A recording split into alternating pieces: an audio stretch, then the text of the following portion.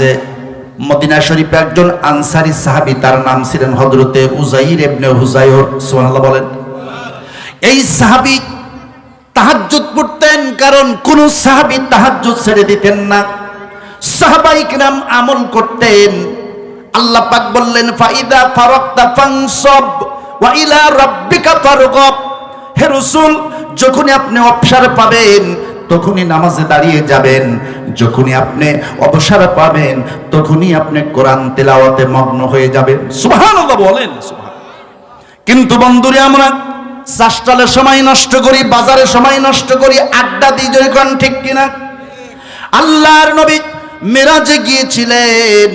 মিরাজে যাওয়ার পরে আল্লাহ পাক রাসূলকে জান্নাত দেখালেন। সুবহানাল্লাহ বলেন। আল্লাহ পাক বললেন, জিবরাইল, আমার জান্নাত নবী দেখতে এসেছে, আমার জান্নাতটা আজকে সুন্দর মনোরম পরিবেশে সুসজ্জিত করে দাও। জোরে কোন সুবহানাল্লাহ।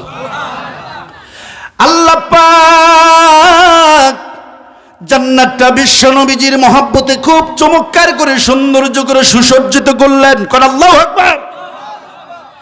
আল্লাহর নবী জান্নাতের ভিতরে উকি মেরে লক্ষ্য করে দেখলেন, কিছু কিছু জায়গায় এত সুন্দর সুসজ্জিত, আরে এই চোখ কোনোদিন দেখে নাই, এই অন্তর কোনোদিন উপলব্ধি করে নাই, এই কান কোনোদিন জান্নাতের সেই কথাগুলো শোনে নাই।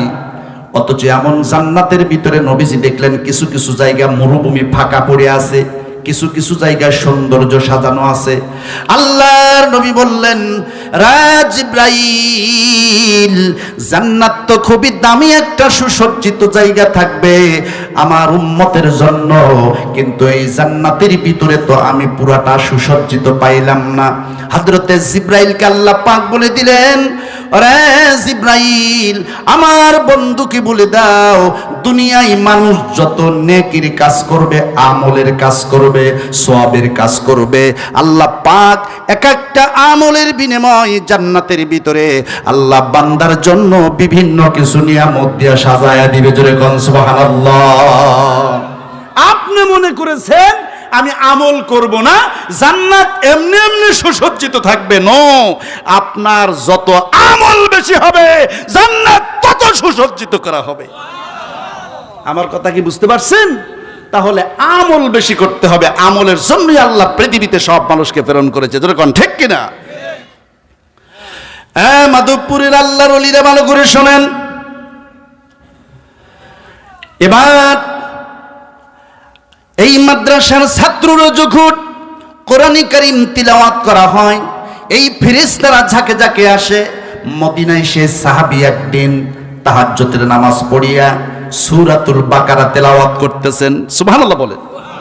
কোন সূরা? এটা কিন্তু হাদিস, একটা কিচ্ছা গল্প না। সূরাতুল বাকারা, বাকারা অর্থ গাবি। এই সূরা আল্লাহর নবীর সাহাবী হযরতে উযাইর ইবনে হুযায়র রাদিয়াল্লাহু তাআলা আনহু তিনি তেলাওয়াত করতেছেন। এমন সময় আকাশ থেকে অসংখ্য ফেরেশতার দল সেই নবীর সাহাবীর বাড়ির উপরে এসে যেন কোরআনে কারীম তিলাওয়াত শুনতেছে। আল্লাহর ওই নবীর সাহাবীর একটা ঘোড়া ছিল, ঘোড়াটা উঠানের আঙ্গিনায় একটা গাছের সঙ্গে বাঁধা ছিল। যখনই সাহাবী কোরআনে কারীম তিলাওয়াত করে, ঘোড়াটা লাফালাফি করে, চটপট চটপট করে। তিলাওয়াত বন্ধ করে দেওয়ার পর ঘোড়া স্থির হয়, অনড়টল হয়ে যায়। আবার তিলাওয়াত করেন, তখন ঘোড়াটা লাফালাফি করে। সাহাবী মনে করলেন উঠানের আঙ্গিনায় তো কোনো কিছু নাই, এরকম কেন করে ঘোড়াটা?